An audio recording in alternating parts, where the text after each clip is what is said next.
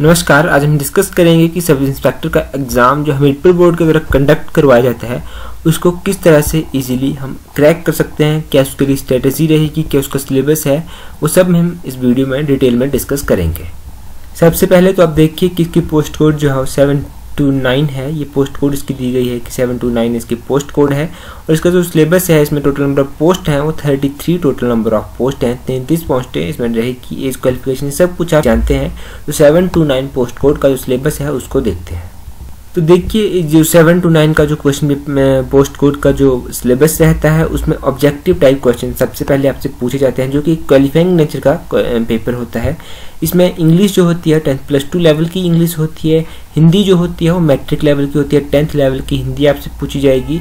उसके बाद आपका नॉर्मल सिलेबस रहता है जिसमें जीके आपसे पूछी जाएगी, जनरल नॉलेज आपसे पूछी जाएगी, जिसमें हिमाचल की जनरल नॉलेज भी होगी और बाकी एवरीडे साइंस होगी, सोशल साइंस होंगी, करंट अफेयर्स होंगे और लॉजिकल रीजनिंग के जितने भी क्वेश्चन बनते हैं वो सभी उसमें होंगे। अब मान के चलिए सबसे पहले तो बात करते हैं इंग्लिश की कि इंग्लिश के लिए आपको किस तरह से प्रेफरेंस देनी है। तो देखिए इंग्लिश के लिए अगर आप कोई भी जनरल सा इंग्लिश का ग्रामर लेते हैं तो उस ग्रामर से इजीली आपकी इंग्लिश कवर हो जाती है। तो इंग्लिश बड़ा इशू नहीं है, इंग्लिश जो है हो जाती है। और इंग्लिश में आपको एक बात और बता दूं कि इंग्लिश जो है वो मेरिट क्रिएटिंग सब्जेक्ट है। अगर इंग्लिश में आप सभी क्वेश्चन इजीली कर देते हैं और सभी एग्जैक्ट क्वेश्चन करते हैं तो इजीली आपका मेरिट क्रिएट करने में, अच्छी स्कोरिंग करने में ये आपकी हेल्प करेगा। तो इंग्लिश जो है वो सबसे इंपॉर्टेंट है। इसके लिए आप कोई भी जनरल सी बुक लीजिए, कोई जनरल सा ग्रामर लीजिए इंग्लिश का, वहाँ से इंग्लिश इजीली कवर हो जाती है।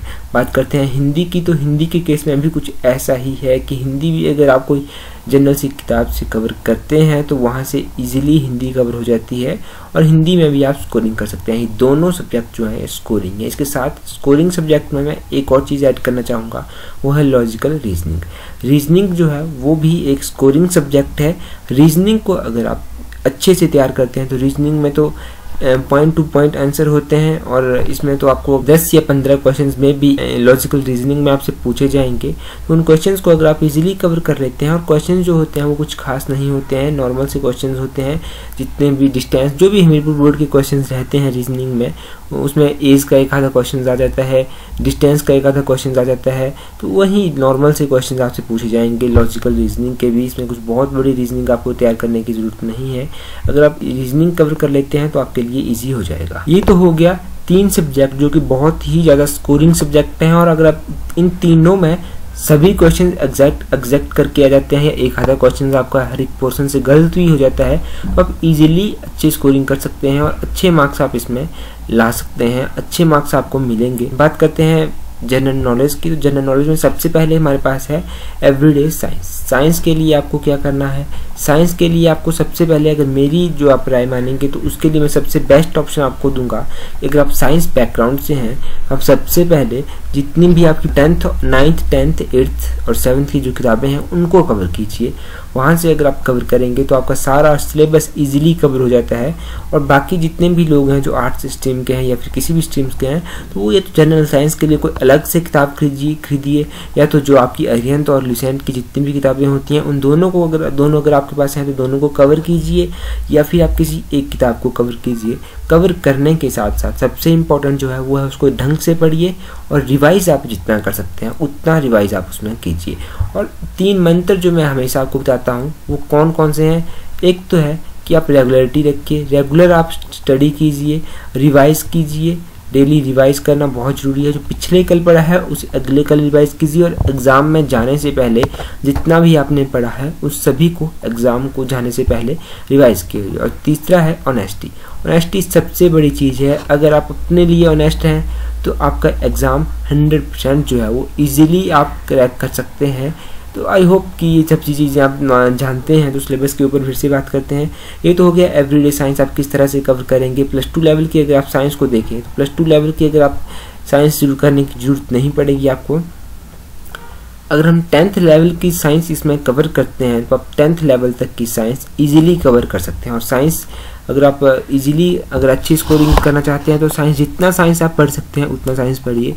और सबसे बेस्ट होगा कि अगर आप एनसीईआरटी की बुक्स को फॉलो करें, क्योंकि हमीरपुर बोर्ड का जो जहाँ तक मुझे लगता है कि हमीरपुर बोर्ड का जो एग्ज़ाम होता है वो एनसीईआरटी की बुक्स से कवर हो जाता है। लगभग पूरा तो मैं नहीं कहूँगा, लगभग वो वहीं से कवर कर देते हैं और एनसीईआरटी ऑलमोस्ट कवर कर लेता है। दूसरा है सोशल साइंस। सोशल साइंस देखिए, पॉलिटी की अगर हम बात करें, अगर पॉलिटी, इकोनॉमी और जियोग्राफी, इन 3 सब्जेक्ट की अगर हम बात करें तो इन तीनों के ऊपर किसी की भी कमांड नहीं होती है। किसी की पॉलिटी के ऊपर होगी, किसी की इकोनॉमी के ऊपर होगी और किसी की जियोग्राफी के ऊपर होगी। और सबसे अधिक चीज़ जो है मैटर जो करती है वो मैटर करती है कि इन सब्जेक्ट में हम किस तरह से स्कोरिंग करेंगे, किस तरह से हम पॉलिटी, इकोनॉमी और जियोग्राफी में अच्छे मार्क्स आ सकते हैं, किस तरह से हमारे लिए ये स्कोरिंग सब्जेक्ट बन सकते हैं। देखिए, पॉलिटी जो होता है वो सबसे इजी सब्जेक्ट होता है, इसके ऊपर हम कवर कर सकते हैं इसको, और जियोग्राफी उसके बाद दूसरे नंबर पर आता है और इकोनॉमी तीसरे नंबर पर आता है। तो जियोग्राफी के लिए आप सबसे बेस्ट कीजिए कि एनसीईआरटी की किताबों को फॉलो कीजिए, वहीं से ये कवर हो जाएगी जियोग्राफी। और पॉलिटी के लिए आई नो कि आप जानते हैं कि कौन सी किताब आपको फॉलो करनी है। इसके लिए मैं कोई भी किताब आपको नहीं बताऊंगा कि आप इस किताब को फॉलो कीजिए, उस किताब को फॉलो कीजिए। ये आप भली भांति जानते हैं कि पॉलिटी आपको कहाँ से पढ़नी है। और हिस्ट्री की बात आती है तो हिस्ट्री जो है मोस्ट इंपॉर्टेंट है। देखिए, हिस्ट्री के क्वेश्चन गजब के क्वेश्चन पूछे जाते हैं, इस तरह के क्वेश्चन पूछे जाते हैं कि कई बार हम कंफ्यूज भी हो जाते हैं, कई बार बुक्स में भी नहीं मिलते हैं वो क्वेश्चन कि कहाँ से ये डाला होगा। तो हिंदी के क्वेश्चन, हिस्ट्री के क्वेश्चंस के लिए आप हैं कि आप रेगुलर लेवल पे उसको पढ़िए, जो भी आप किताब आपके पास है वहीं से पढ़िए और रिवाइज डेली कीजिए। और थोड़ा सा डीपली अगर आप उसको पढ़ेंगे तो सबसे बेस्ट होगा। यही हिस्ट्री के लिए है। देखिए, 4 सब्जेक्ट अगर इनके ऊपर आप फोकस करेंगे, इंग्लिश, हिंदी और लॉजिकल रीजनिंग, और उसके बाद मैं पॉलिटी को प्रेफरेंस दे रहा हूँ क्योंकि पॉलिटी भी एक स्कोरिंग सब्जेक्ट है। पॉलिटी ज़्यादा वाइड नहीं है, इसमें भी पॉइंट टू पॉइंट बात होती है, जो भी कुछ टॉपिक्स हैं उन्हीं से क्वेश्चन डाल जाता है। और इकोनॉमी थोड़ा वाइड हो जाता है, जियोग्राफी भी थोड़ा सा वाइड हो जाता है, और हिस्ट्री जो है वो काफ़ी वाइड है। हिस्ट्री में आपके पास 3-4 पोर्सन जो है वो अलग अलग आ जाते हैं कुछ। हिस्ट्री इसीलिए मैं कह रहा हूँ कि हिस्ट्री आप जिस भी किताब से हिस्ट्री पढ़ रहे हैं वहीं से आप हिस्ट्री पढ़िए, और उस हिस्ट्री को जितना आप कवर कर सकते हैं उस हिस्ट्री को वहाँ से उतना कवर कर लीजिए। यहाँ से आप अगर आप इस तरह से अगर आप इंग्लिश को सबसे पहले कवर कीजिए, अगर आप इंग्लिश को इजीली कवर करते हैं तो आपके लिए हेल्पफुल होगा। इंग्लिश के बाद आप हिंदी को कवर कीजिए, हिंदी को अगर आप इजीली कवर करते हैं तो हिंदी आपकी इजीली कवर हो जाएगी। और लॉजिक रीजनिंग को आप कवर कीजिए। अगर रीजनिंग के ऊपर आपकी कमांड नहीं है कोई बात नहीं, रीजनिंग को रहने दीजिए। रीजनिंग को हल्के लेवल पर जितने भी प्रीवियस एग्जाम में क्वेश्चंस पूछे गए थे, जिस तरह के क्वेश्चंस पूछे गए थे उनको कवर कीजिए रीजनिंग के, और रीजनिंग उतना ही कीजिए, रीजनिंग ज़्यादा करने की आपको ज़रूरत नहीं है।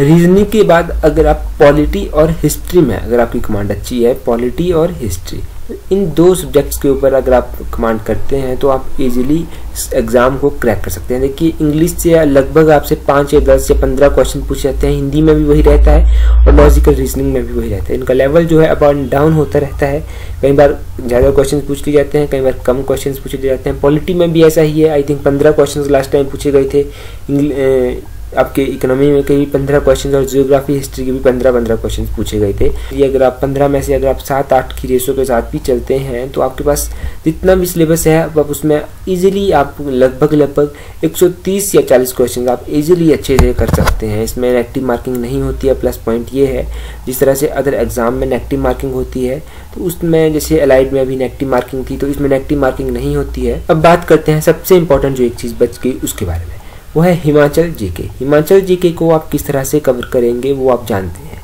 हिमाचल जीके का मटेरियल हमारे पास ऑलरेडी काफ़ी मटेरियल पड़ा हुआ है, उसको आप रिवाइज कीजिए।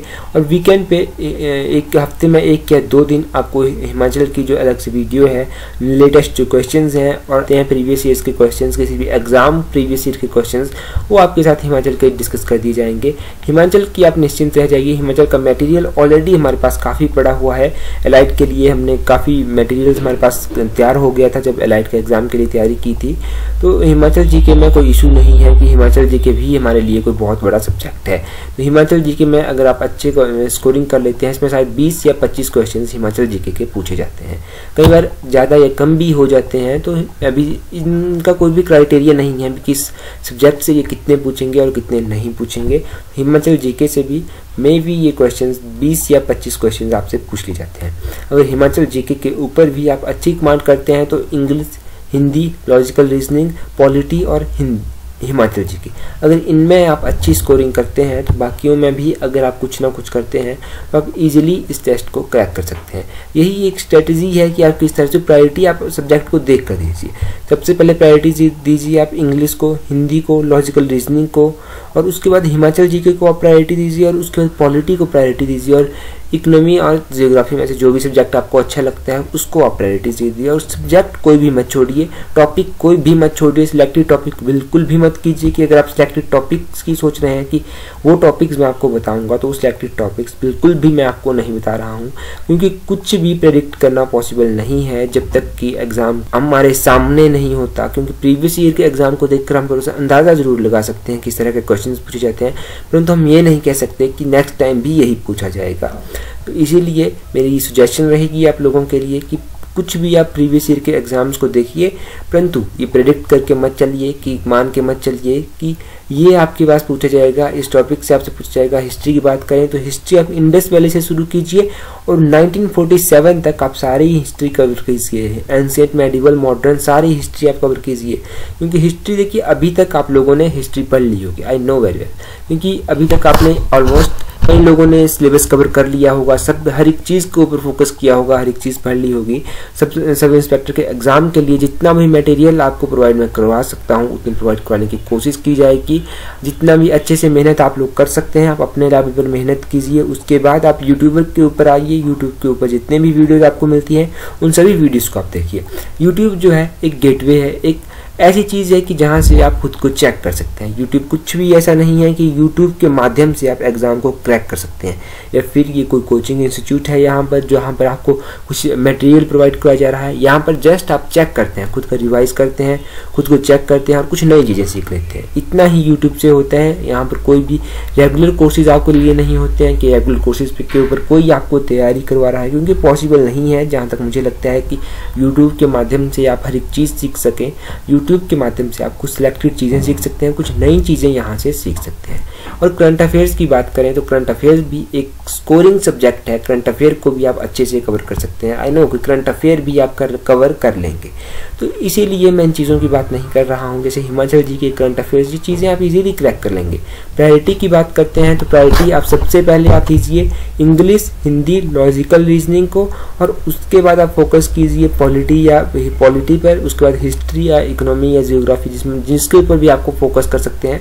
और उसके बाद आ जाइए हिमाचल जीके, जो कि आप इजीली कवर कर लेंगे। और हिमाचल जीके के बाद अगर आप कवर करेंगे तो वो आप कवर करेंगे करंट अफेयर। ये चीज़ें आप इजीली कवर कर लेंगे, ये मुझे पता है। बस बात होती है एक स्ट्रेटेजी की, जो स्ट्रेटेजी मैं आपको बता रहा हूँ। स्ट्रेटेजी यही है कि सबसे पहले आप इंग्लिश के ऊपर फोकस कीजिए, उसके बाद हिंदी के ऊपर फोकस कीजिए, उसके बाद लॉजिकल रीजनिंग के ऊपर फोकस कीजिए, और उसके बाद आप फोकस कीजिए पॉलिटी के ऊपर, हिस्ट्री, जियोग्राफी, इकोनॉमी, इनमें से जो भी सब्जेक्ट आपको अच्छे लगते हैं उनके ऊपर तो फोकस कीजिए, पर दूसरे सब्जेक्ट को भूलिए मत। दूसरे सब्जेक्ट के ऊपर भी टाइम टू टाइम फोकस कीजिए, और उसके बाद आप हिमाचल जीके के ऊपर और करंट अफेयर के ऊपर फोकस कीजिए। अगर आप इस तरह से अगर आप एग्जाम के ऊपर फोकस करते हैं तो क्वालिफाइंग नेचर का सब्जेक्ट है, तो आप इजीली आप इसको क्रैक कर सकते हैं। इसमें कोई भी बड़ी दिक्कत आपको नहीं आएगी कि आपको इसमें बहुत बड़ी प्रॉब्लम कोई होगी, तो आप इजीली यहाँ से अच्छे स्कोर, अच्छे नंबर आप प्राप्त कर सकते हैं। आई होप कि वीडियो आपको हेल्पफुल लगेगी। और मटेरियल की जहाँ तक बात है कि हम क्या डिस्कस करेंगे, क्या डिस्कस नहीं करेंगे, मटेरियल आपको time to time daily provide कराने की कोशिश की जाएगी कि आपको अच्छा टाइम मटेरियल प्रोवाइड कराया जाए। आपको अच्छा भी लास्ट टाइम जब एलाइड का एग्जाम हुआ था तो उसमें डिजास्टर मैनेजमेंट के क्वेश्चंस पूछे गए थे। डिजास्टर मैनेजमेंट की मैंने एक वीडियो बनाई थी, जिस वीडियो में से 5 क्वेश्चंस वहाँ पर पूछ लिए गए थे, कि 5 क्वेश्चन मेरी एक वीडियो में से पूछे गए थे। और उन 5 क्वेश्चंस को अगर किसी ने फर्स्ट टाइम देखा था और रिवाइज नहीं किया था तो आई होप कि उनके लिए ये प्रॉब्लमेटिक क्रिएट हुआ होगा। और जिन लोगों ने उस वीडियो को रिवाइज किया होगा उनके 5 में से 5 क्वेश्चंस आई होप कि ठीक हुए होंगे। तो इसीलिए रिवाइज करना मत भूलिए, रिवाइज जरूर कीजिए। जो भी आप पढ़ते हैं, जो भी वीडियो आप देखते हैं, जो भी सिलेक्टेड वीडियो आप देखते हैं, उनको रिवाइज जरूर कीजिए। कम पढ़िए परंतु रिवाइज कीजिए। आई होप कि स्ट्रेटेजी आपके लिए हेल्पफुल होगी और आपके एग्जाम क्रैक करने के लिए ये आपके लिए हेल्पफुल होगी। That's all. Thank you for watching the video.